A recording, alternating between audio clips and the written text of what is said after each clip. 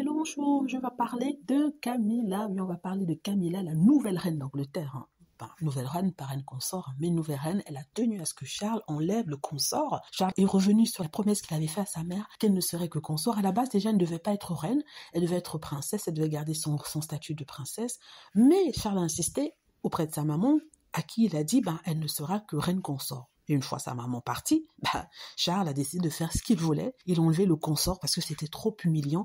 Il voulait faire d'elle une reine. Si Diana était la reine des cœurs, la princesse des cœurs, Camilla sera la reine d'Angleterre. Ils sont en train de s'arranger à faire en sorte que on la voit comme une reine officielle, pas reine consort, mais reine officielle, n'est-ce pas? Et c'est vrai, les gens sont tombés dans le panneau. Ils ont ouvert le cœur et les bras à Camilla. Pas tout le monde, mais la plupart des fans de la famille royale, il faut le dire, parce que c'est eux qui comptent, c'est pas le reste du pays, ce sont les fans qui maintiennent la famille royale en place qui comptent. Et ceux-là, pour la plupart du même âge que le prince Charles, ou le roi Charles, ont accueilli Camilla dans leur cœur et certains même crachent sur Diana, il faut le dire, c'est une réalité. Donc du coup, Camilla a été instaurée comme la reine et le roi Charles a gagné. En fait, ceux qui gagnent, c'est ceux qui vivent plus longtemps parce qu'ils ont la possibilité, notamment s'ils ont le pouvoir, de manipuler les choses. Le pouvoir étant le pouvoir économique, ils sont riches, le pouvoir politique, même s'il n'a pas vraiment d'influence sur la politique en cours, Charles reste quand même une figure importante dans les politiques et essaie de protéger. Et le pouvoir médiatique, c'est-à-dire qu'ils ont des entrées, ils font des accords pour que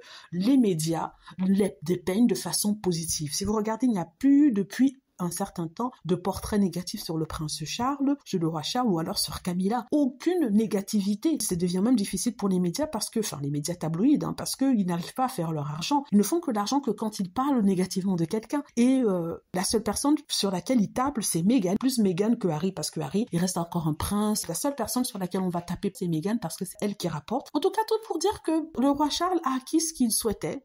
Donc, c'était son rêve d'asseoir Camilla et de montrer son pouvoir. Devant les gens qui l'ont critiqué, il est devenu roi, il a fait ce qu'il voulait. Si on l'avait pas laissé épouser Camilla quand il était jeune, il a dû sûrement se promettre que quand il deviendrait roi, il lui donnerait le respect qu'il pense qu'on lui doit. C'est-à-dire que, il faut dire qu'on a humilié Camilla quand Diana était vivante, c'était le Rottweiler, on l'a comparé à un chien, un vieux chien, on l'a comparé à ceci et cela. Je trouve que ça a vivement meurtri Camilla et surtout ses enfants. Et du coup, il a voulu l'asseoir en tant que reine, la légitimiser devant le peuple. Bon, dites-moi ce que vous en pensez. J'espère que vous avez aimé la vidéo. N'hésitez pas à cliquer sur like si c'est le cas, à vous abonner pour plus de vidéos et à cliquer sur la petite cloche afin de traverser lorsque je poste une nouvelle vidéo. Merci.